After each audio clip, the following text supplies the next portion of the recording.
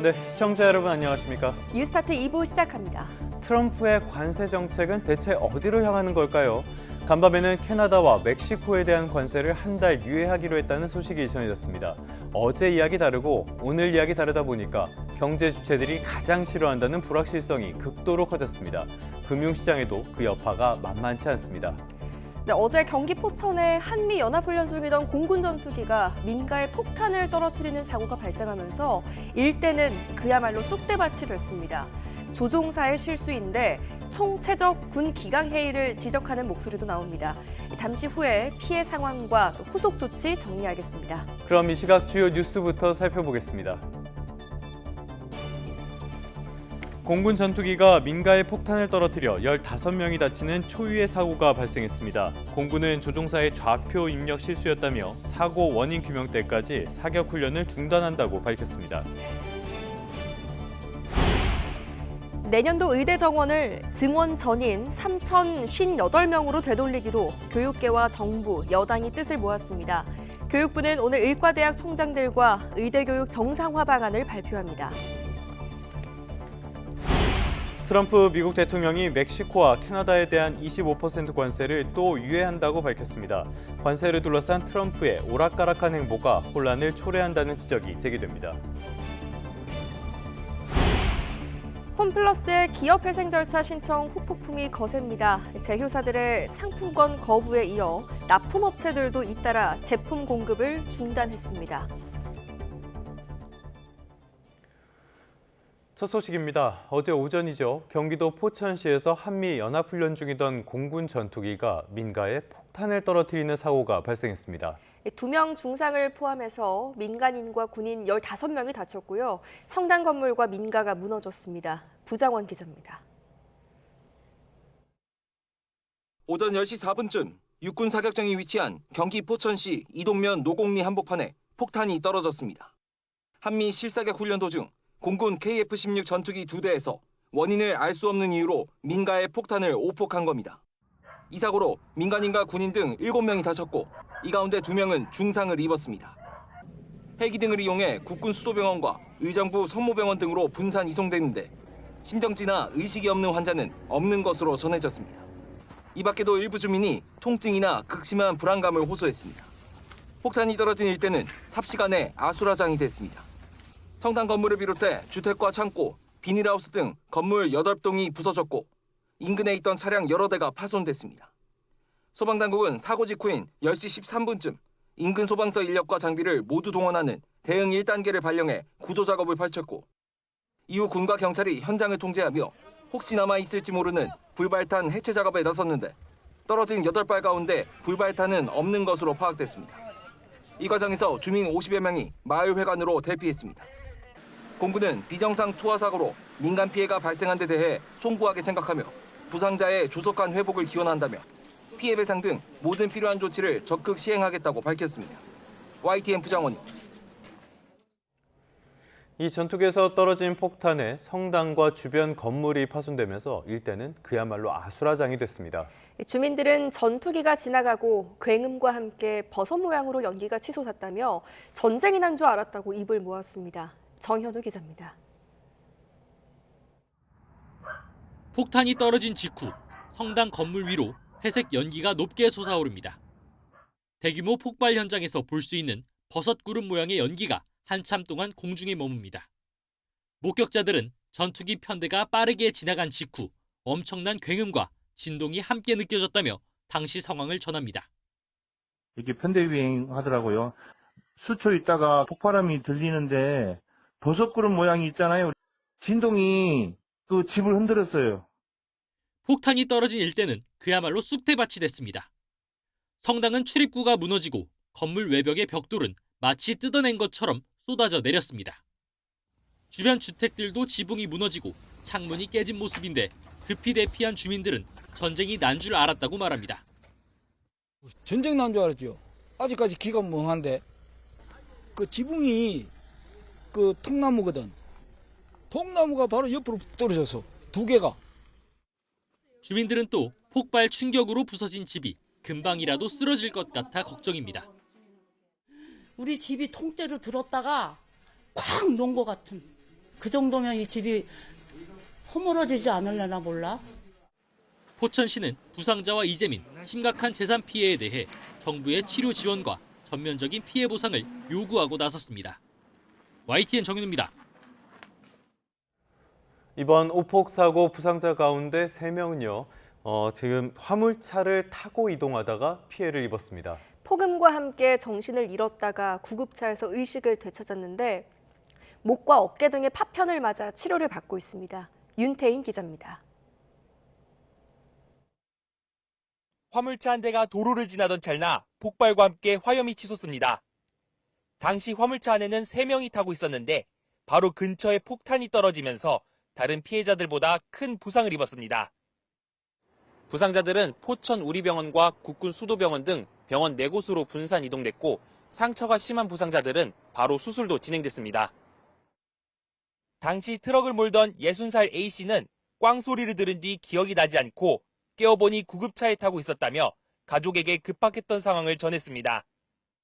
공사 차량을 이제 직원들이랑 타고 가다가 이제 타고 정문에서 나오는데 폭탄이 이제 옆에 떨어진 거죠. 그래서 차가 전복되고 그리고 사고가 난 거죠. A씨는 목을 심하게 다쳐 병원에 도착하자마자 수술을 받고 중환자실로 옮겨졌습니다. 날개 축 바로 밑에 목 바로 밑에 거기에 너무 깊게 박혀서 수술하고 나서 중환자실로 바로 들어간다고. 함께 차에 타고 있던 66살 B씨는 어깨를 크게 다쳐 헬기로 국군병원에 이송됐습니다. 또 다른 동승자 64살 C씨는 얼굴을 다쳤는데 지금은 부상자 모두 의식이 있고 생명에는 지장이 없는 것으로 전해졌습니다. YTN 윤태일입니다. 공군은 이번 사고의 원인에 대해 조종사가 폭탄의 투하 지점에 좌표를 잘못 입력해 발생한 것으로 파악됐다고 밝혔습니다. 현재 정확한 사고 원인을 조사하고 있는데 2대 모두 오폭을 했던 점으로 미뤄 총체적인 기강회의가 있었던 게 아니냐 이런 지적이 나오고 있습니다. 김문경 기자입니다. KF-16 전투기에 MK-82 폭탄을 장착하는 모습입니다. 이번 오폭 사고에 사용됐던 폭탄과 같습니다. 오폭 사고를 일으킨 KF-16 전투기 2대에는 각각 4발씩 모두 8발이 장착됐습니다. 이렇게 폭탄이 장착되는 동안 조종사는 폭탄 투하 지점 좌표를 입력합니다. 좌표를 입력하고 확인하기까지는 3단계 과정을 거치는데 출격 전 사무실에서 기록 장치에 좌표를 입력하고 이 장치를 전투기에 주입시킨 뒤 목표 지점으로 향합니다. 출격 후 목표 지점에 오면 좌표를 육안으로 다시 확인한 뒤 폭탄을 투하하는 방식입니다. 그런데 조종사의 부주의로 처음부터 좌표가 잘못 입력되면서 오폭 사고가 발생한 것으로 파악됐습니다. 비정상 투하 원인은 현재까지 조종사의 좌표 입력 실수로 파악되었습니다. 좌표를 잘못 입력했더라도 육안으로 목표물이 안 보이면 투하를 멈춰야 하는데 그러지도 않았습니다. 특히 다른 한 대는 좌표를 정상적으로 입력하고도 동시 투하 훈련이어서 좌표를 잘못 입력한 조종사를 따라 폭탄을 투하한 것으로 알려졌습니다. 건물이나 교량 파괴용으로 쓰이는 MK-82 폭탄 8발은 불발탄 없이 모두 지상에서 폭발했습니다. 폭탄 1개당 축구장 1개 면적의 피해를 입히는 것으로 알려져 더 큰 피해를 가져올 뻔했습니다. YTN 김문경입니다. 네, 이런 가운데 이영수 공군 참모총장은 어제 공군 전투기의 오폭과 관련해 이번 사고를 엄중히 인식하고 있다며 철저하게 조사해 문책하고 다시는 재발하지 않도록 방지 대책을 마련하겠다고 밝혔습니다. 이 총장은 국민께 심려를 끼쳐드려 사과드리고 피해를 입은 주민 여러분께 송구스러운 마음뿐이라며 이같이 전했습니다.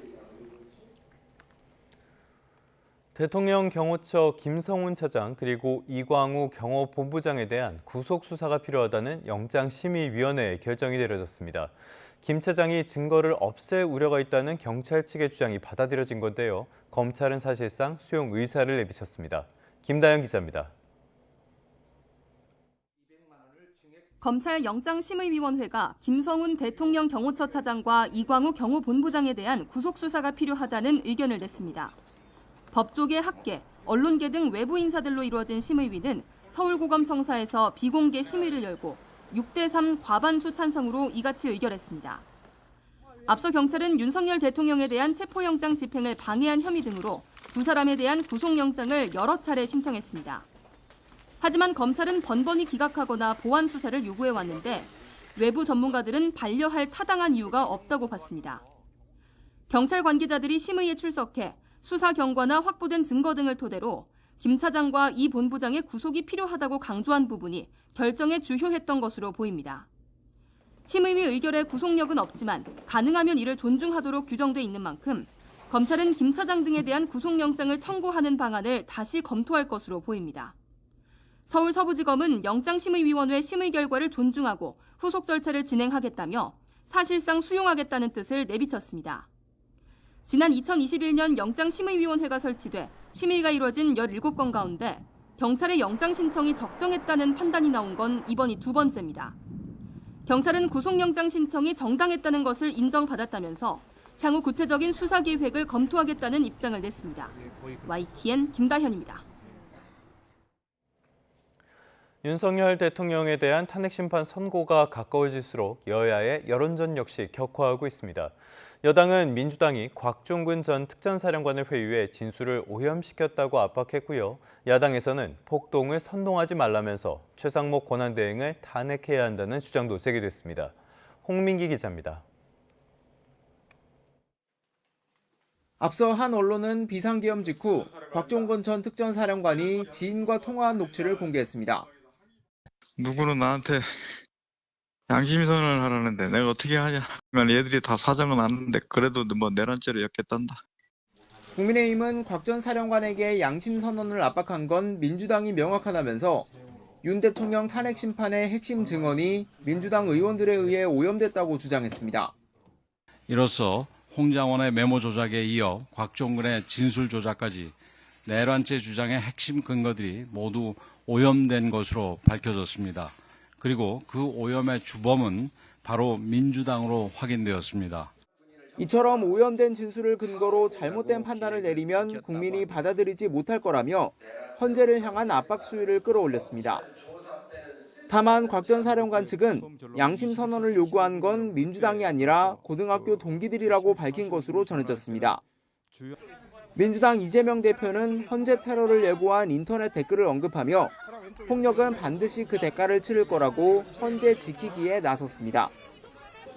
당 차원에선 헌재 결정에도 불구하고 마은혁 헌법재판관 후보자를 임명하지 않고 있는 최상목 대통령 권한대행을 향한 공세도 거세지고 있습니다. 극우파들이 헌법재판소와 재판관을 위협해도 이런 반구 없는 것이 최상목 권한대행입니다. 자신이 지금 무엇을 해야 하는지, 무엇이 옳은 일인지 구분 못하고 있으니 참으로 갑갑합니다. 당 법률위원장인 이용호 의원은 최 대행이 더 이상 헌법을 수호할 의지가 없다면서 탄핵을 공개적으로 주장했고 민주당 지도부도 비공개 회의에서 최 대행 탄핵 추진 여부를 두고 찬반으로 나뉘어 격론을 벌였던 것으로 전해졌습니다. 꽤 많은 시간을 지체하고 있기 때문에 이후에 이 부분에 대해서 여러 가지 대가를 치러야 한다라고 생각을 하고 있습니다. 윤 대통령 탄핵 심판 선고가 임박하면서 여당의 헌재 흔들기와 야당의 헌재 지키기가 팽팽하게 맞서는 분위기입니다. 양당 공히 헌재 결정을 존중해야 한다는 공식 입장은 유지하고 있지만 여야의 벼랑 끝 대치는 갈수록 치열해지고 있습니다. YTN 홍민기입니다. 소비자 물가가 올 들어 두 달째 2%대를 기록하면서 안정적인 흐름이 이어졌습니다. 하지만 고환율의 영향으로 석유류와 가공식품, 또 외식 가격은 인플레이션 압박이 커졌는데요.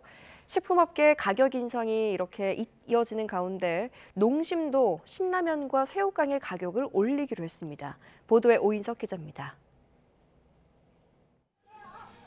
통계청은 지난달 소비자 물가가 2.0% 상승했다고 발표했습니다.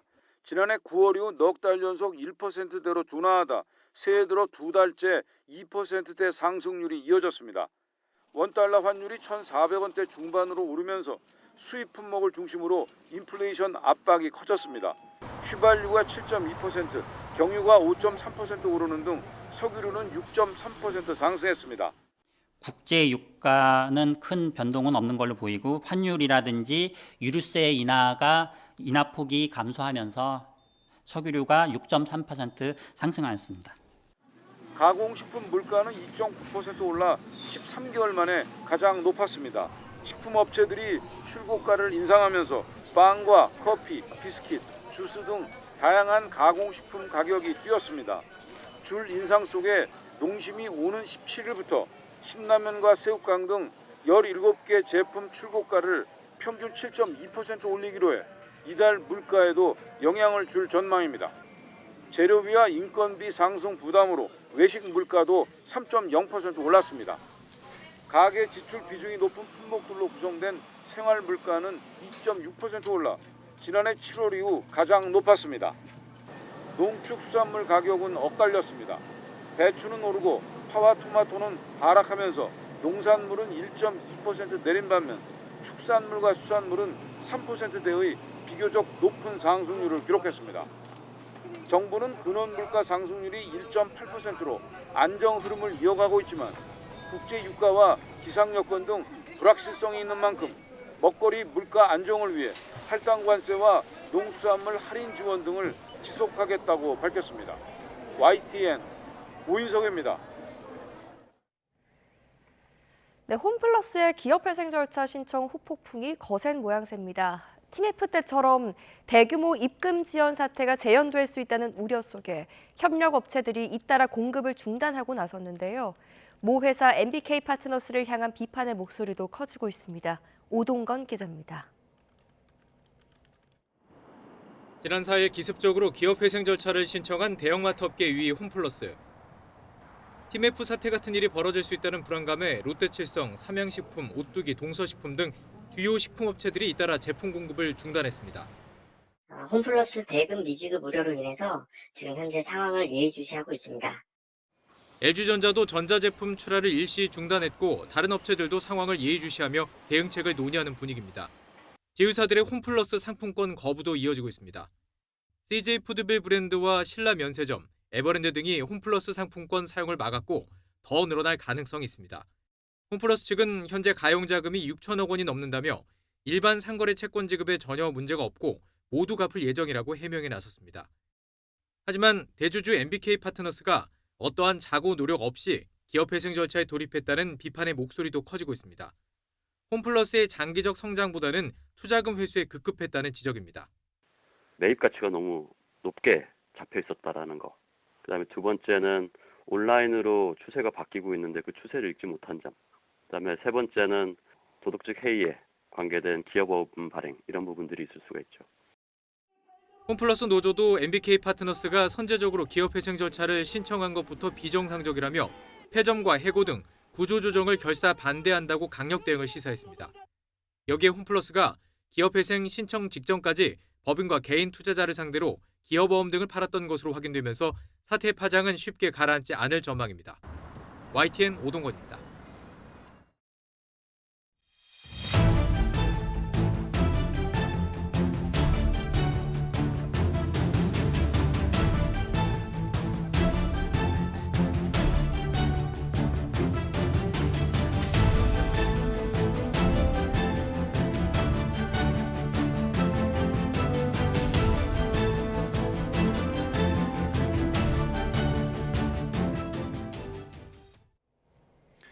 어제 발생한 오폭 사건 다시 한번 짚어보겠습니다. 말씀드린 것처럼 어제 오전에 일어난 일인데요. 갑작스러운 오폭 사고로 평화로웠던 마을은 순식간에 아수라장으로 변했습니다. 민가로 폭탄이 날아들던 아찔한 순간이 CCTV 영상에 고스란히 담겼습니다. 임혜진 기자입니다. 평일 이른 아침, 조용한 시골 마을을 가로질러 트럭 한 대가 천천히 달립니다. 잠시 뒤 오른편에서 하얀 물체가 날아듭니다. 순식간에 내리꽂더니 바로 시뻘건 화염이 일대를 휘감습니다. 부서진 나뭇가지가 여기저기 흩어지고 뿌연 연기가 피어오릅니다. 잠시 뒤 드러난 모습은 처참합니다. 담장과 대문이 부서지고 도로를 달리던 트럭도 멀리 날아갔습니다. 한미 연합훈련 도중 공군 전투기에서 폭탄이 떨어진 직후의 모습입니다. 길가의 나무는 밑동만 앙상하게 남았고 건물 유리창은 산산조각나 안쪽이 훤히 드러났습니다. 도로 위에는 여기저기 부서진 건물 파편이 널브러져 있습니다. 집안 곳곳에도 폭발의 흔적이 고스란히 남았습니다. 충격에 떨어져 나간 각종 자재들이 바닥에 쌓여 발 디딜 틈이 없고 천장도 내려앉았습니다. 폭탄 투하 당시 인근을 달리던 트럭에는 3명이 타고 있었는데 60대 남성 2명이 크게 다쳤고 다른 1명도 부상을 입어 병원으로 옮겨졌습니다. YTN 임혜진입니다. 이번 사고가 발생한 현장에서 불과 200m 떨어진 곳에는 노인 주간보호센터도 있었습니다. 당시에 노인 수십 명이 센터에 머물고 있었는데 하마터면 큰 인명피해로 이어질 뻔했습니다. 윤웅성 기자입니다. 주간보호센터에 모인 노인들이 둘러앉아 대화를 나눕니다. 여느 때와 다름없는 평화로운 일상 속 갑자기 CCTV 앵글이 심하게 흔들립니다. 직원들은 큰 소리에 깜짝 놀란 듯 귀를 막고 주저앉습니다. 오폭 사고 당시 현장에서 직선거리로 200여 미터 떨어진 노인 주간보호센터의 상황입니다. 센터 건물은 사고 충격으로 창문이 산산조각 났고 근처에 앉아있던 직원은 유리 파편에 등을 다쳤습니다. 평소라면 열려있을 주간보호센터 문이 이렇게 굳게 닫혔습니다. 센터가 노인들 안전을 위해 하원시키고 일시로 운영을 중단한 겁니다. 당시 센터에는 노인과 직원 등 20여 명이 함께 있었는데 하마터면 큰 피해를 볼 뻔했습니다. 가정집 창문이 박살나고 가구가 뒤집혀 바닥에 온갖 물건들이 나뒹 겁니다.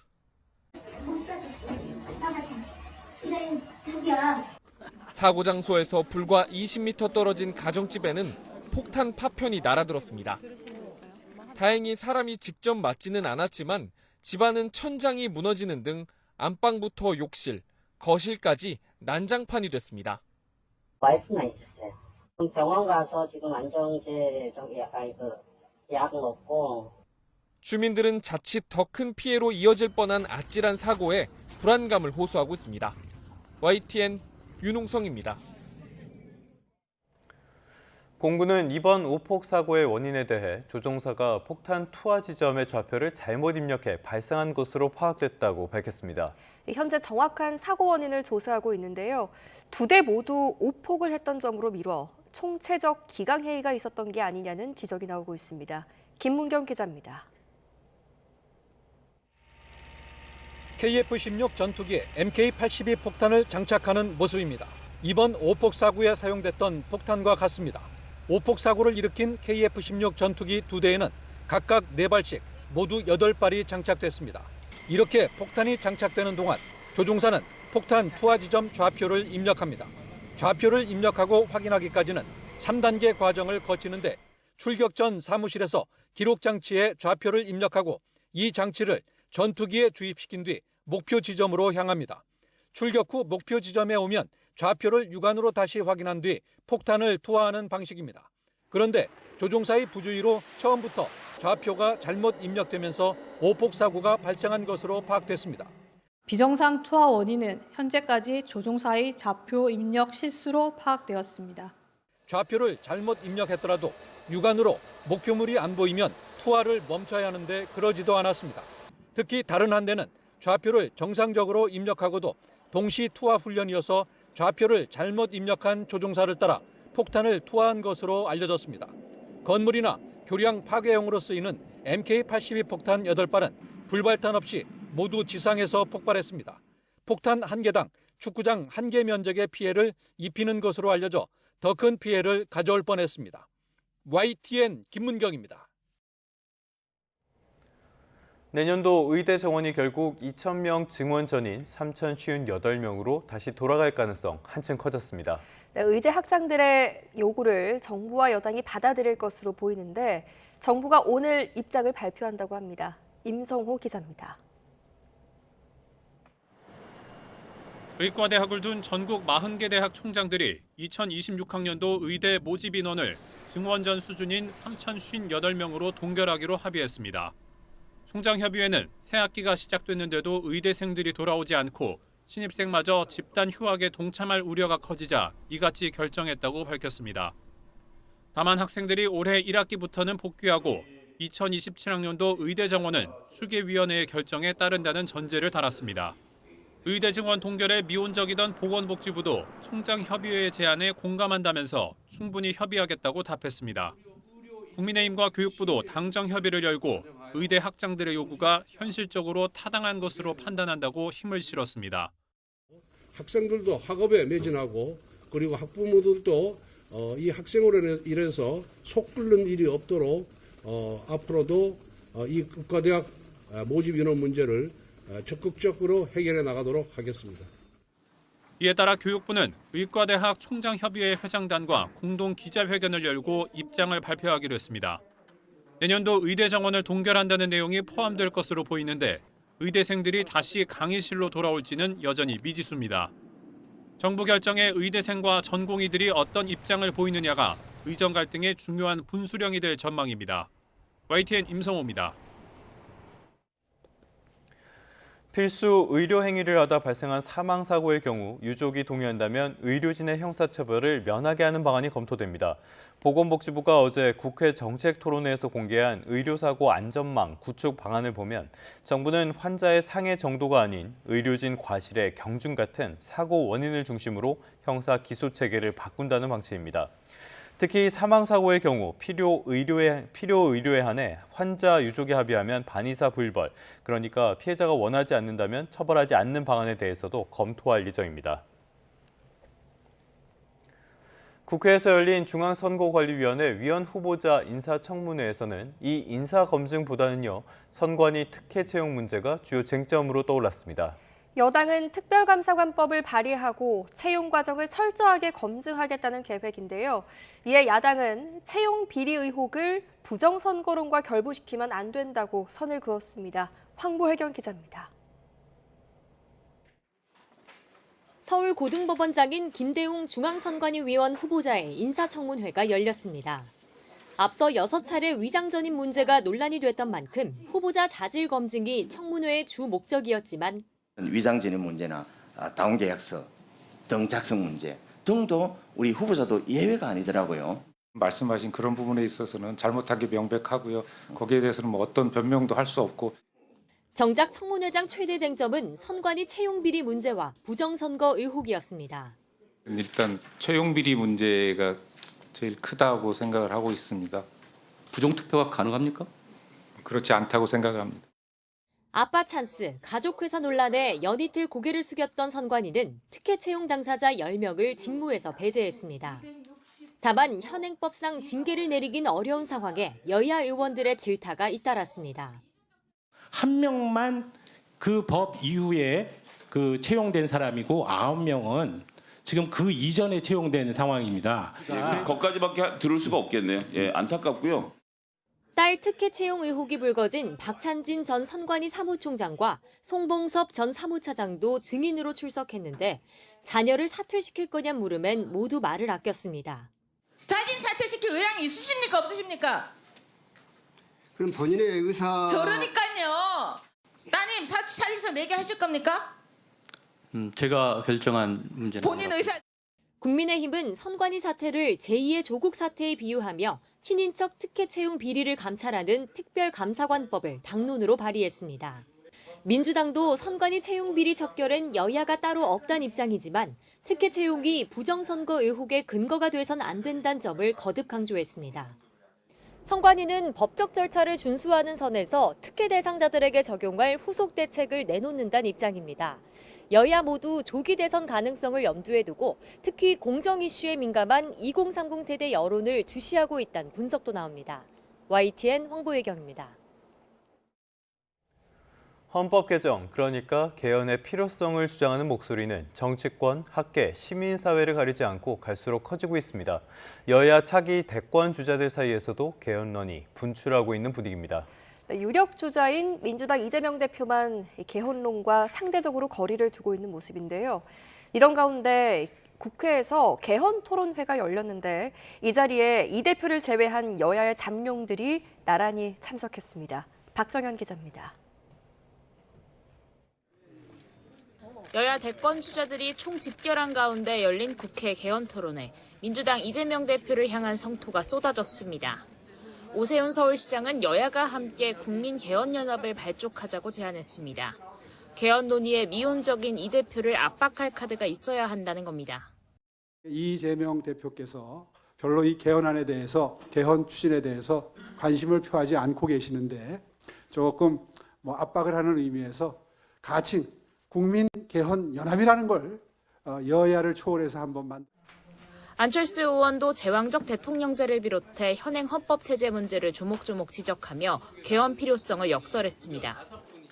87 체제 하에서 감옥에 간 대통령이 무려 5분이십니다. 이 말은 사람이 문제가 아니라 제도가 문제다. 야권 비명계 잠룡인 김두관 전 의원도 이 대표를 직접 거론하며 개헌 논의에 화답하라고 요구했고 김부겸 전 총리도 참석해 개헌론에 힘을 보탰습니다. 우리 후배들한테 이런 나라 이 꼴로 넘겨주고 간다는 건 전 도리가 아닌 것 같습니다. 이번에 해낼 수 있습니다.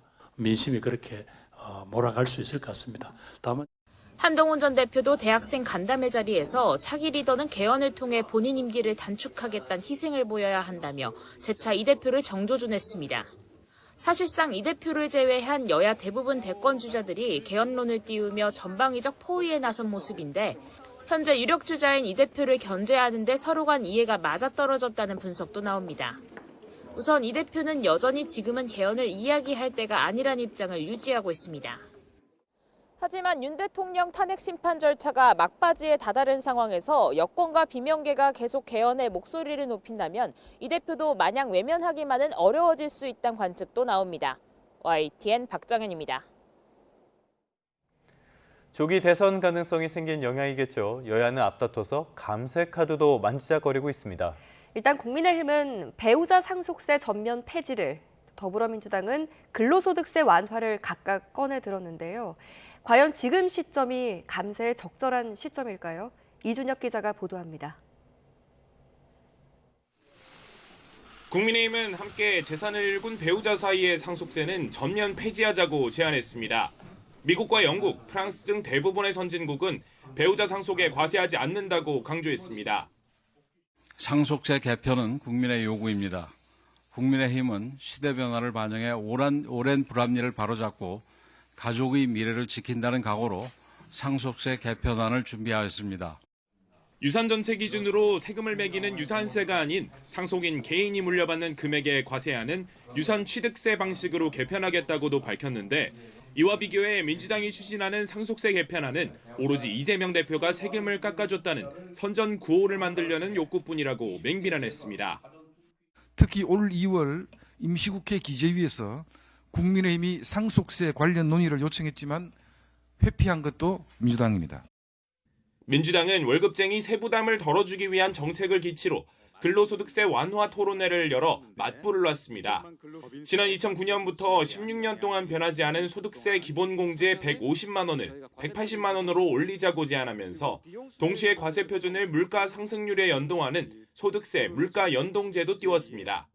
이 기회에 복잡한 현행 연말정산의 각종 공제 제도들까지 같이 정비를 한다고 한다면 가만히 있어도 연말정산이 될 수 있는 민주당은 일괄 공제액을 높이는 상속세법 개정안과 주 52시간 예외 문제를 뺀 반도체 특별법 등 여야 협상이 공전하는 4개 법안은 신속 처리 안건, 패스트트랙에 태울 것이라고도 예고했습니다.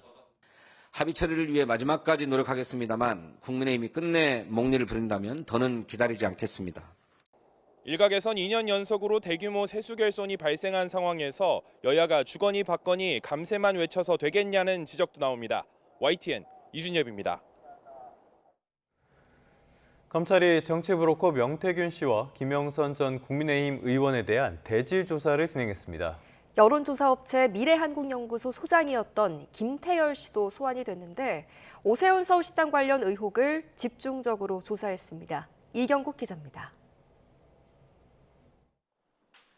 서울중앙지검 명태균 의혹 전담 수사팀이 창원지검에서 명태균 씨에 대한 추가 조사를 벌였습니다. 조사는 이틀간 진행되는데 검찰은 첫날 명 씨와 김영선 전 의원에 대한 대질 조사를 진행했습니다. 지난주에 이은 두 번째 대질 조사입니다. 검찰은 명 씨가 제공한 비공표 여론조사 비용을 오세훈 시장 후원자가 대신 내줬다는 의혹을 조사했습니다. 관련해 명 씨 측은 기자들과 만나 오 시장과 명 씨가 7차례 정도 만났고 이 만남이 모두 특정됐다고 주장했습니다. 또 명 씨가 계속 기억을 해내고 있는 만큼 만난 횟수가 늘어날 가능성도 있다고 덧붙였습니다. 검찰은 미래한국연구소 소장이었던 김태열 씨도 같은 날 참고인 신분으로 불러 오 시장 관련 의혹을 물었습니다. 명태균 씨의 진술에 부합하는 상황이 더 많았던 것 같습니다. 전날 강혜경 씨를 상대로도 같은 의혹에 대한 조사가 진행됐는데 오 시장 측은 대납 사실이 없는 것은 물론 여론조사 결과를 받은 적도 없다고 반박하고 있습니다. 검찰이 이번 조사 과정에서 윤석열 대통령 부부의 공천 개입 의혹을 캐물을 가능성도 있습니다. 다만 명 씨 측은 대통령 부부에 대한 수사가 이루어지고 있지 않다며 거듭 특검 필요성을 강조했습니다. 아무런 움직임이 없는 걸 보면 왠지 이 사건을 덮으려고 하는 거 아닌가. 특검이 필요할 것 같습니다. 검찰은 오는 10일 강혜경 씨를 추가로 불러 조사하는 등 관련 수사를 이어갈 방침입니다. YTN 이경국입니다. 서울중앙지검 전담수사팀이 오늘도 오전부터 창원지검에서 명태균 씨 조사를 이어갑니다. 중앙지검의 명 씨 출장 조사는 이번이 4번째인데요. 검찰은 오늘 조사에서도 윤 대통령 부부의 공천 개입 의혹과 함께 오세훈 서울시장의 여론조사비 대납 의혹을 추궁할 것으로 보입니다. 네, 어제 저녁 7시 반쯤 인천공항을 출발해 미국 뉴욕으로 향할 예정이던 대한항공 K085편 여객기가 15시간 가까이 지연돼 승객들이 불편을 겪었습니다. 대한항공은 누리집을 통해 운항 사정으로 인해 출발이 늦어지고 있다며 오늘 오전 10시 30분 대체 항공편을 투입하겠다고 설명했습니다. 하지만 구체적인 지연 원인에 대해서는 안내하지 않았습니다. 오늘 새벽 1시 45분쯤에는 인천공항을 출발해 베트남 푸꾸옥으로 향하던 비에젯 항공 VJ975편이 기체 결함으로 이륙 1시간여 만에 제주항공에 비상 착륙했습니다. 착륙 뒤에도 승객들은 한동안 정확한 설명을 듣지 못한 것으로 확인됐습니다. 또한 제주항공 관계자들이 출근하기 전까지 승객들은 비행기 안에서 대기하는 등 불편을 겪어야 했습니다. 오늘도 큰 일교차에 대비하고 나오셔야겠습니다. 현재 서울은 0.4도로 아침 공기는 차가운데요. 기온이 점점 올라서 낮에는 포근함이 느껴지겠습니다. 다만 퇴근길 무렵엔 다시 기온이 떨어져서 쌀쌀해지겠는데요. 하루에 2계절을 오가는 것처럼 기온 변화가 크겠습니다. 어제 스모그가 유입되고 대기가 정체하면서 현재 서쪽 지역의 대기질이 악화했습니다. 오늘 초미세먼지 농도는 계속해서 나쁨 수준을 보이겠고요. 이번 주말에도 수도권과 충남 지역은 공기가 탁할 것으로 전망됩니다. 오늘 전국 하늘 대체로 맑다가 오후부터 구름 양만 늘겠고 늦은 오후에 제주도에는 비가 시작되겠습니다. 현재 기온은 서울이 0.4도고요. 대구는 영하 0.2도 등 내륙 지역은 영하권을 보이는 곳도 있습니다. 낮에는 서울이 10도, 대구가 11도까지 올라서 예년 이맘때 기온을 보이겠습니다. 갈수록 기온이 올라서 다음 주는 예년보다 포근한 날씨가 찾아오겠고요. 주말인 내일은 충청과 남부, 제주도에 비가 조금 내리겠습니다. 날씨였습니다.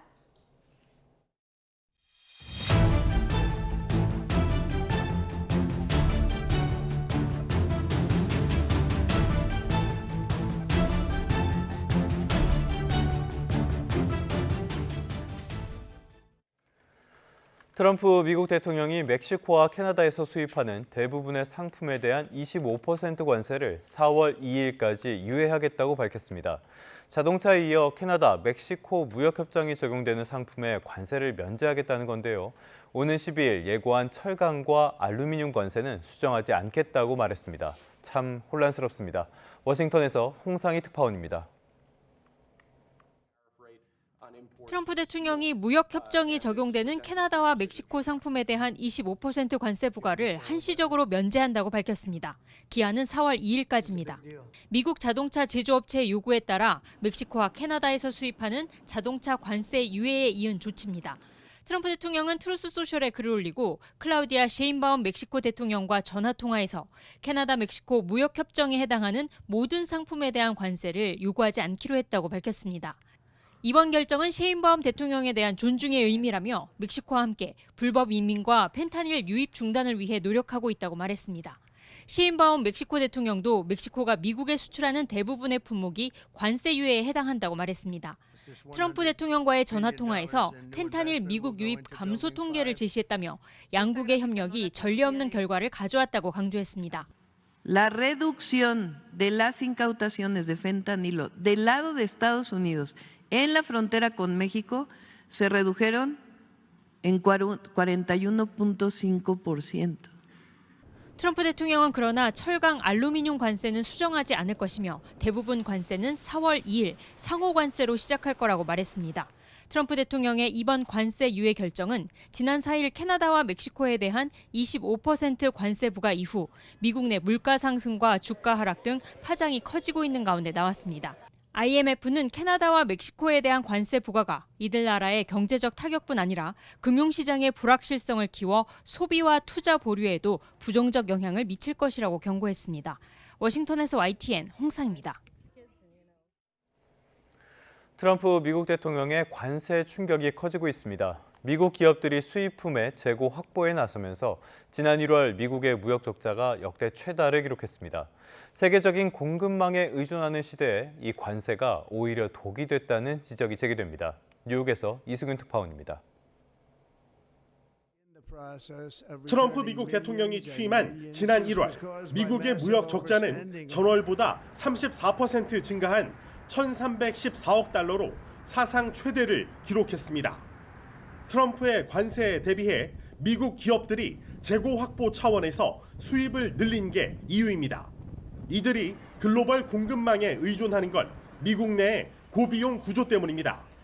지난해 4분기 미국의 비농업 부문 노동 생산성은 1년 전보다 1.5% 증가한 반면 노동 비용은 이보다 높은 2.2%의 상승률을 보여 경쟁력 측면에서 부담이 되고 있습니다. 실제로 미국 가전 유통업체 베스트바이가 중국과 멕시코에 의존하는 전자제품 비중은 각각 55%, 20%에 달합니다. 대형 소매업체 타깃도 딸기와 아보카도, 바나나 등 멕시코산 농산물의 의존도가 높아 관세가 물가에 영향을 줄 전망. When we look at tariffs, clearly you need to start thinking about, okay, prices going up just at a time when people want prices going down. 멕시코, 캐나다와 공급망에 얽힌 미국 자동차 업체들이 관세에 반발하자 트럼프는 한 달간 자동차 관세를 면제하기로 했습니다. 관세로 대표되는 트럼프의 정책은 탄탄했던 고용에도 영향을 미치고 있습니다. Because if no one is buying cars, we're going to get laid off. It's a trickle effect. 지난달 미국 기업들의 감원 계획 규모는 17만 2천여 명으로 4년 반 만에 최대였습니다.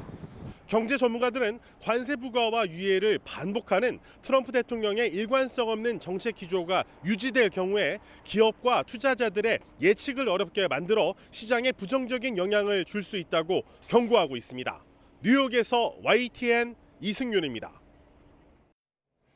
미국 우크라이나 특사가 군사 원조와 정보 공유 중단은 우크라이나가 자초한 일이라고 주장했습니다.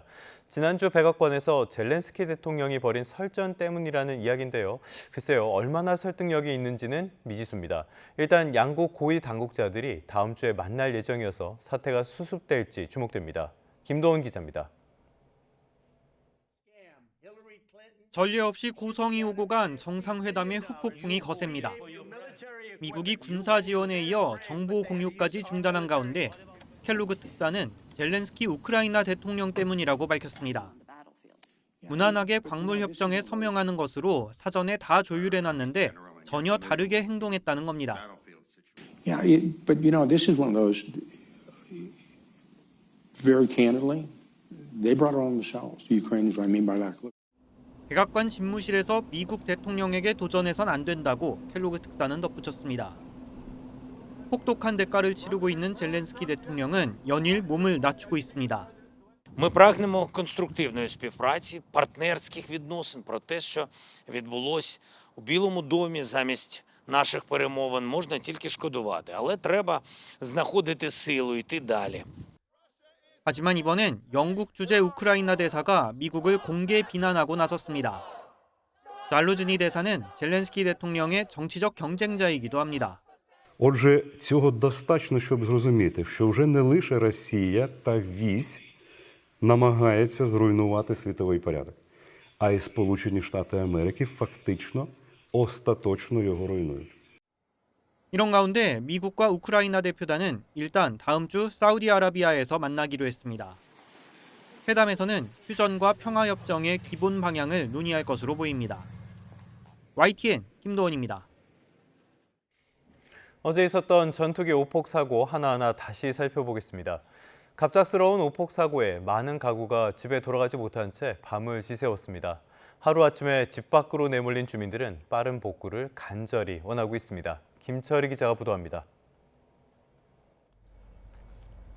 사고로 전기 공급이 끊긴 마을 전체가 어둠 속에 잠겼습니다. 하지만 부서진 집과 성당, 도로의 모습은 그너머 생생하게 남아 있습니다. 갑작스러운 사고에 발 누일 곳 하나 남아있지 않다는 주민들. 한 칸이라도 있어야 자는데 방마다 다 유리가 다 나갔다고요, 집이. 바로 사고 났는데 가까워갖고. 유리 파편 때문에 신발을 신지 않으면 안으로 들어갈 수조차 없다며 불편을 호소했습니다. 유리창이고 뭐 지금 집이 못 들어가요. 왜냐면 신발 신고 들어가기 전에는 안 돼. 유리창이 깨져가지고 발 다칠까 봐. 사고 당일 밤을 기준으로 33가구가 집으로 돌아가지 못한 거로 파악됐습니다. 이 가운데 15가구는 시가 마련한 인근 리조트에서 머물렀고 나머지는 모텔과 친척 집에서 밤을 보냈습니다. 아유, 하루라도 빨리 해줬으면 좋지, 우리는. 근데 그게 뭐 언제가 될는지 모르지. 아유, 빨리 됐으면 좋겠어. 그리고 안정이 됐으면 좋겠어. 경기도와 포천시는 현장 진입이 허용되는 대로 정확한 피해 규모를 집계한다는 계획입니다. 또 긴급복지법에 따라 긴급생활안정비를 지급하고 국가 차원의 치료비 지원이 이행되도록 최대한 돕겠다는 방침입니다. YTN 김철입니다. 경기도는 어제 오전 포천시 이동면 노곡리에서 발생한 전투기 오폭 사고 피해자들에게 긴급복지법에 따른 긴급생활안정비를 지급하겠다고 밝혔습니다. 도는 1:1 맞춤 지원과 국가 차원의 치료비 지원이 완벽하게 이행되도록 협조하고 피해자들의 빠른 일상 회복을 위해 지원하겠다고 설명했습니다. 사고가 발생했던 전투기 폭탄이 원래 투하돼야 했던 지역은 경기 포천에 있는 훈련장이었습니다. 군 당국은 정확한 사고 원인이 파악될 때까지 사격 훈련을 전면 중단하기로 하면서 한미연합연습 자유의 방패도 일부 차질을 빚게 됐습니다. 박희재 기자입니다. 상공을 오가는 전투기들, 땅으로 폭탄을 투하하는 훈련을 진행했는데 여기에 KF-16 전투기 편대도 포함됐습니다. 경기 포천에 있는 승진과학화 훈련장에서 한미연합합동통합화력 실사격 훈련을 진행하는 모습입니다. 훈련이 시작되고 1시간 정도 지난 이후부터 공군 전투기가 투입돼 훈련장 안에 있던 표적으로 폭격을 계획했는데 이 가운데 일부가 잘못된 좌표로 모두 폭탄 8발을 투하해 인명피해가 발생했습니다. 사고 직후 공군은 박기환 참모차장을 위원장으로 사고대책위원회를 구성해 정확한 경위를 파악하고 있습니다. 또 피해에 송구하게 생각하고 피해 배상을 비롯한 모든 조치를 시행하겠다고 말했습니다. 우선 이번 사고로 민간 피해가 발생한 것에 대해 송구하게 생각하며 불상자분들이 조속한 회복을 기원드리겠습니다. 이 훈련은 오는 10일부터 한미 군 당국이 예정한 연합연습인 자유의 방패를 앞두고 시작을 알리는 취지에서 이뤄졌습니다. 이번 오폭 사고로 군 당국은 정확한 사고 원인이 모두 확인될 때까지 실사격 훈련을 중단하겠다고 말했습니다. 그 밖에 나머지 훈련은 정상 가동될 예정이지만 사격 훈련이 빠지면서 일부 차질을 빚게 됐습니다. 다만 사고가 발생한 이곳 포천시에서 정부를 상대로 강도 높은 안전대책 마련을 요구하고 있고 주민들이 납득할 수준의 재발 방지책이 마련될 때까지 모든 훈련을 중단하라고 요구하고 있어서 군 당국은 더 필요한 조치가 있을지도 논의하고 있습니다. YTN 박희재입니다. 네, 검찰이 한덕수 국무총리 탄핵 심판 심리를 위해 국무위원들의 수사 기록을 제출해달라는 헌법재판소의 요구를 거부했습니다. 이렇게 추가 자료 확보가 무산되면서 변론 절차가 끝난 한 총리 사건의 선고도 기존의 전망보다 앞당겨질 가능성이 거론됩니다. 송재인 기자입니다. 한덕수 총리 탄핵 심판 심리와 관련해 헌재가 요구한 자료를 검토해오던 검찰이 제출 시한 마지막 날 거부 의사를 전했습니다. 최상목 대통령 권한대행 겸 부총리와 박성재 법무부 장관, 김용현 전 국방부 장관 등 국무위원들의 조서는 수사가 진행 중인 당사자들의 수사 기록이라 제출하기 어렵다는 취지입니다. 또 이 자료들은 국회 소추위원 측이 이미 윤 대통령 탄핵 심판 사건에서 확보한 것들인데다 해당 국무위원들은 앞서 국회 등에서 비상계엄 선포 전 국무회의 상황에 대해 공개적으로 진술했던 만큼 조서 확보의 필요성이 크지 않다고 보는 입장인 거로 전해졌습니다. 이로써 국무위원들의 수사기관 진술을 추가로 확보해 계엄 전 국무회의의 절차적 위법성을 다시 한번 입증하려던 국회 측의 시도는 무산됐습니다. 국회 측 요구를 받아들여 변론 종결 이후에도 추가 자료를 확보해 들여다보려던 헌재의 계획 역시 틀어지면서 한 총리 탄핵 심판 선고 일정도 기존 전망보다 앞당겨질 수 있다는 전망이 나옵니다. 한 총리 사건은 한 차례 기일로 변론이 끝날 만큼 상대적으로 쟁점이 복잡하지 않아 다음 주 초중반 선고도 가능하지 않겠느냐는 시선도 있습니다. YTN 송재인입니다.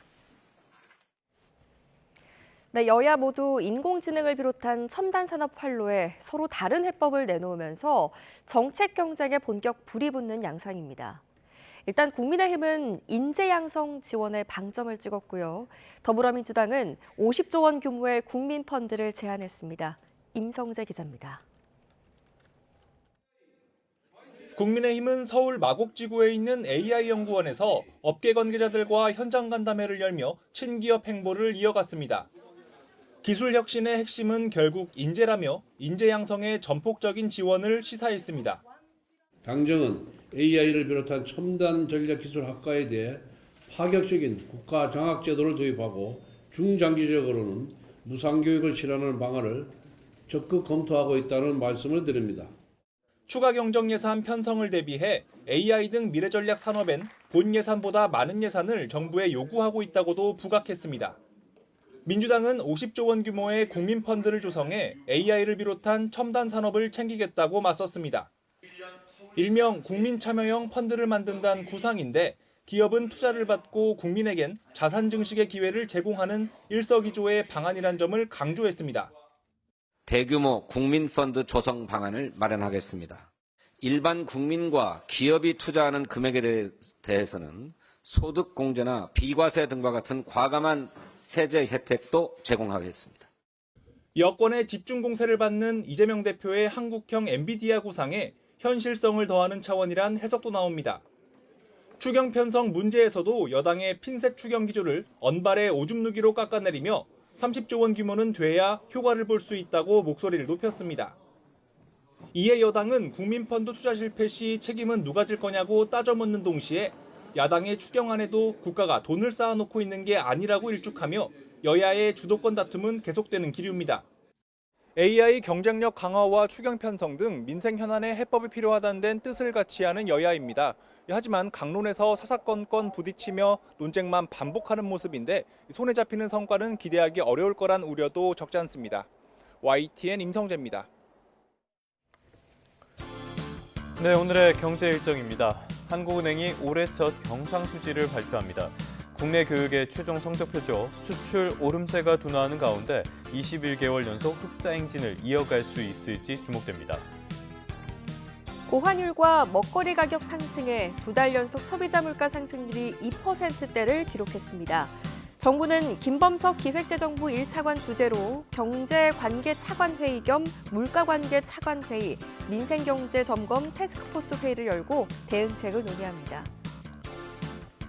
오늘은 3월 7일입니다. 참치데이라고 하네요. 정부와 한국원양산업협회가 참치 소비를 촉진하기 위해서 오늘부터 오는 일요일, 그러니까 9일까지 대형 마트 등지에서 할인 행사와 참치 해체쇼를 엽니다. 침체된 국내 건설 산업, 건설사들은 해외로 눈을 돌려야 삽니다. 정부와 해외건설협회, 한국해외인프라도시개발지원공사는 오늘 서울 포시즌스 호텔에서 해외건설 유망국가 심층정보 설명회를 개최합니다. 해외 건설법령이나 조세제도, 인허가 절차 등에 대해 실질적이고 구체적인 정보를 제공하는 자리입니다. 네, 계속해서 다음 소식입니다. 이커머스 유료 멤버십 이용 소비자들이 가입비와 비교해서 혜택이 적다는 인식이 높은 것으로 나타났습니다. 한국소비자원이 쿠팡 와우, 네이버 플러스 멤버십, 신세계 유니버스 클럽 이용자들의 만족도를 조사해봤더니 응답자의 52.7%가 유료 멤버십 혜택이 가입비에 미치지 못한다고 응답했습니다. 감사원이 산업은행의 대우건설 매각 과정을 살펴봤더니 공정성과 투명성이 미흡했던 것으로 드러났습니다. 이해할 수 없는 매각 방식으로 산업은행은 큰 손실을 봤는데요. 자회사는 이익을 봤다며 성과급 잔치를 벌였습니다. 이종구 기자입니다. 산업은행은 지난 2011년 경영난에 빠진 대우건설의 지분 50.75%를 3조 2천억 원을 투입해 확보했습니다. 그리고 구조조정 전담 자회사에 반값도 안 되는 1조 4천억 원의 전량 매각했습니다. 문제는 이후 발생했습니다. 자회사는 대우건설 매각을 위한 제한 경쟁 입찰을 진행했는데 1순위 업체는 입찰가 차이가 크다며 재입찰을 요청했습니다. 산업은행 자회사는 입찰가를 낮추려는 의도라는 걸 알면서도 재입찰을 수용했습니다. 결국 1순위 업체가 낮은 가격을 다시 써내면서 1차 입찰 때보다 2천억 원이 적은 2조 700억 원의 최종 계약이 체결됐습니다. 이 때문에 산업은행은 1조 3천억 원의 손실을 봤지만 자회사는 결과적으로 7천억 원의 매각 차익을 챙겼다며 성공 보수까지 받았습니다. 임직원 11명에게 최대 16억 원, 평균 4억 원을 성과급으로 지급한 겁니다. 산업은행의 도덕적 해이는 감사원 감사에서 잇따라 적발됐습니다. 한 지점장은 대출 브로커와 결탁해 부실기업의 대출 심사를 조작하면서 100억 넘는 손실을 끼쳤고 거래업체에 자녀들 취업을 청탁하기도 했습니다. 또 상장이 임박한 주식을 내부 규정을 어겨가며 장외 매각해 기회이익을 날린 경우도 있습니다. 내부 실적 때문인데 그런데도 해당 팀은 수익 목표를 2배 달성했다며 성과급도 2배를 받았습니다. 감사원은 산업은행이 투명성을 높이고 내부 통제를 강화할 필요가 있다며 위법 부당 행위가 드러난 관련자들에 대해선 수사 의뢰와 함께 징계를 요구했습니다. YTN 이종우입니다. 사건 사고 소식 한 줄로 정리하겠습니다. 대기업 임원으로부터 리조트 이용 특혜를 받는 등 각종 비위 의혹이 제기돼 검찰에서 수사를 받아온 이정섭 대전고검 검사가 재판에 넘겨졌습니다. 어제 여성 단체들이 모여서 지난달 26일 이화여대 교정에 무단 난입한 극우 시위대에 대한 빠른 수사와 처벌을 촉구했습니다. 불법 정치 자금을 수수한 혐의로 1심에서 실형을 받고 법정 구속된 송영길 전 민주당 대표가 항소심 재판부에 보석을 청구했습니다. 캄보디아에서 필로폰 19억 원어치를 들여온 마약 유통 총책이 징역 12년과 추징금 1억 750만 원의 중형을 확정받았습니다.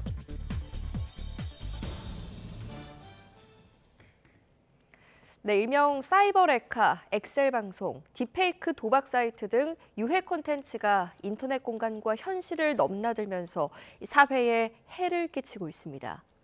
국세청이 유해 온라인 콘텐츠 제작 운영자 17명에 대해서 세무조사에 착수했습니다. 이승은 기자가 취재했습니다. 유튜버 찌양 협박 사건은 타인의 불행을 보면 불이 나게 영상을 만들어 수익을 올리는 사이버 레커의 백태를 세상에 드러냈습니다.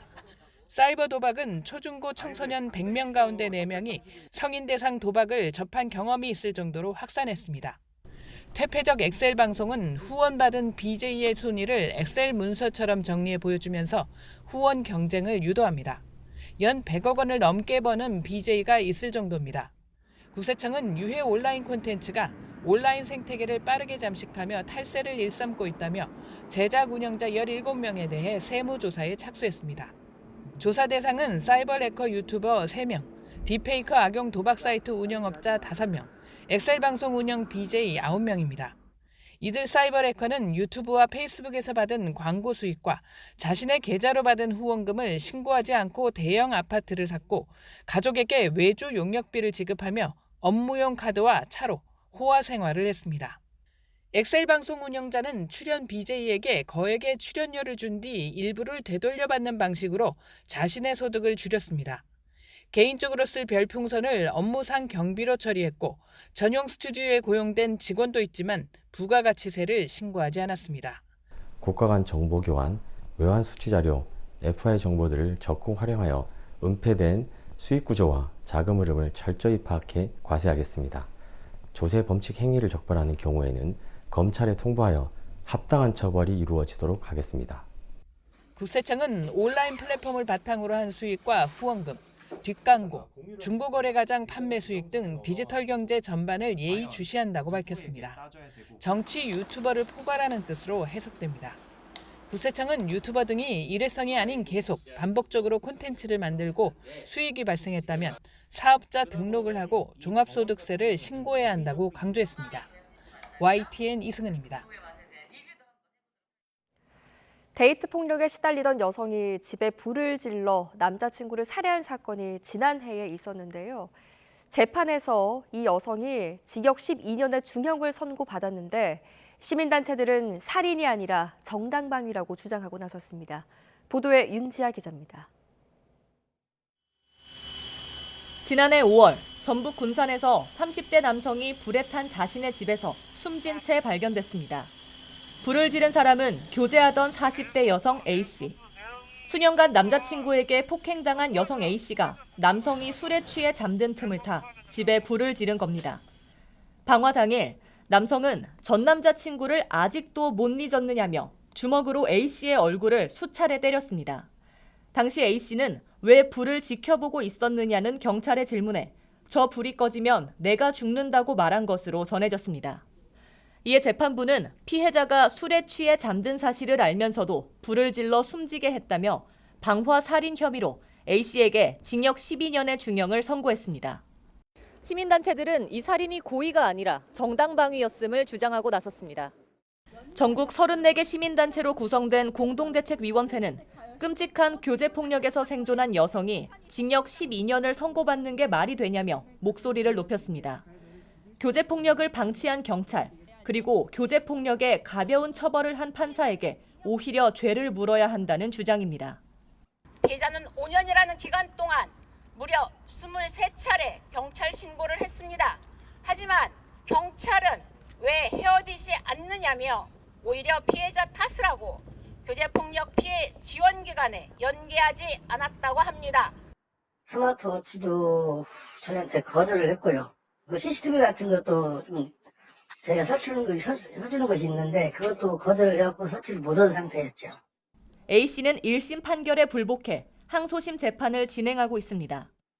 시민단체들은 항소심 재판부는 피해 여성을 피고인이 아닌 교제폭력 생존자 그리고 정당방위로 인정하라고 촉구했습니다. YTN 윤지아입니다. 어제는 뉴욕 증시가 반등에 성공했다는 소식 전해드렸는데요. 딱 하루 만에 상황이 다시 달라졌습니다. 간밤에 보신 것처럼 뉴욕 3대 지수는 모두 다 하락했습니다. 다우 1% 가까이 하락했고요. S&P 500은 2% 가까이, 나스닥은 2.6% 하락했는데 장중한 때는 3% 가까이 하락하기도 했습니다. 내림폭이 꽤나 큰 거죠. 특히 나스닥 지수 말씀드린 것처럼 3% 가까이 하락하기도 했었고요. 공포 지수라고 하는 빅스 지수도 계속 오르는 추세입니다. 전반적인 시장 상황이 별로 안 좋습니다. 기술적으로 분석을 하자면 뉴욕 증시, 특히 나스닥은 이미 조정 국면에 접어들었다라는 평가도 나오고 있습니다. 올해 초만 해도 거칠 게 없어 보였던 뉴욕 증시, 왜 이렇게 됐을까요? 분위기가 달라진 시점, 사실상 트럼프 2기 출범과 맞물린다고 해도 과언은 아닐 것 같습니다. 트럼프의 경제, 안보, 외교 정책이 시장의 불안감을 키우고 있는 셈입니다. 간밤에도 여러 소식이 있었죠. 트럼프 대통령이 캐나다와 멕시코에 부과한 25% 관세 가운데 상당 부분을 한 달 동안 유예한다는 소식이 전해졌습니다. 이게 국제관계를 고려했다기보다는 관세 정책이 미국 경제에 치명적인 영향을 줄 수 있다는 지적을 반영한 것으로 보입니다. 그러면서도 스콧 베센트 미국 재무장관, 트럼프의 비전에 동조하지 않는다면 적대국은 물론이고 동맹국에도 경제적인 압박을 가하겠다고 사실상 협박에 나섰습니다. 트럼프 때문에 세계가 혼란스러운 건지 트럼프 본인이 혼란스러워하는 건지 헷갈릴 정도로 하루에도 엇갈린 정책 기조 그리고 발언들이 나오고 있다 보니까요. 경제 주체가 부정적인 뉴스보다 더 싫어한다는 불확실성을 대통령이 나서서 키우고 있는 셈입니다. 경제 지표, 그중에서도 고용 지표는 혼재돼서 나왔습니다. 챌린저 그레이 앤 크리스마스의 감원 보고서를 보면요. 미국 기업들은 지난달 17만 명이 넘는 감원 계획을 발표했습니다. 이게 코로나19 팬데믹 시기인 2020년 7월 이후에 가장 많은 수준입니다. 반대로 주간 신규 실업보험 청구자 수는 한 달 만에 감소세를 보였고요. 시장의 예상치도 밑돌았습니다. 트럼프 정책의 불확실성이 거치기 전에는 경제 지표의 혼란도 계속 이어지게 될 것으로 보입니다. 자, 오늘의 특징주로는 마벨 테크놀로지 그룹을 골라왔습니다. 다소 생소할 수도 있는 회사인데요. 왜 이 회사를 골라왔는지 말씀드리도록 하겠습니다. 일단은 미국의 종합 반도체 설계업체입니다. 시장에서는 인공지능 시대의 유망주로 꼽아왔던 회사이기도 합니다. 이 회사가 실적을 발표했는데 실적은 인공지능 열풍 속에 상당히 괜찮게 나왔습니다. 문제는 전망치입니다. 이게 시장 눈높이에 많이 부족했거든요. 그게 오늘 주가에 영향을 미쳐서 이만큼 20% 가까이 빠졌습니다. 왜 이 종목을 눈여겨본 거냐? 결국 인공지능 열풍이 계속 이어질 수 있을 것인지 아니면 주저앉을 것인지 이 부분을 보여주기 때문입니다. 인공지능 관련 기업들의 수익성이 나빠질 것이라는 우려가 커진 것도 전반적인 시장 부진의 원인 가운데 하나라고 볼 수 있겠습니다. 별로 좋은 소식을 전해드리지 못하는 날이 이어지고 있습니다. 당분간은 트럼프 정책에 대비해서 다소 보수적으로 안전벨트를 꽉 매고 있는 게 좋겠습니다. 지금까지 3분 뉴욕 증시였습니다.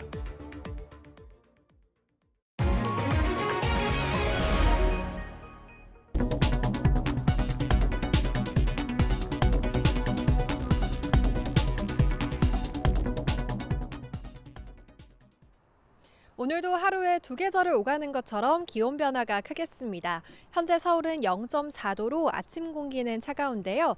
낮이 되면 기온이 10도까지 올라서 포근함이 느껴지겠습니다. 다만 퇴근길 무렵에는 다시 기온이 떨어지면서 날이 쌀쌀해지니까요. 큰 일교차에 대비해서 옷차림하셔야겠습니다. 오늘은 전국이 대체로 맑다가 오후부터 구름 양만 늘겠습니다. 다만 어제 스모그가 유입되고 대기가 정체하면서 현재 서쪽 지역의 대기질이 악화했습니다. 오늘 초미세먼지 농도는 계속 나쁨 수준을 보이겠고요. 이번 주말에도 수도권과 충남 지역은 공기가 탁할 것으로 전망됩니다. 현재 기온은 대전이 영하 1.4도, 대구가 영하 0.2도 등 내륙 곳곳이 영하권을 보이고 있습니다.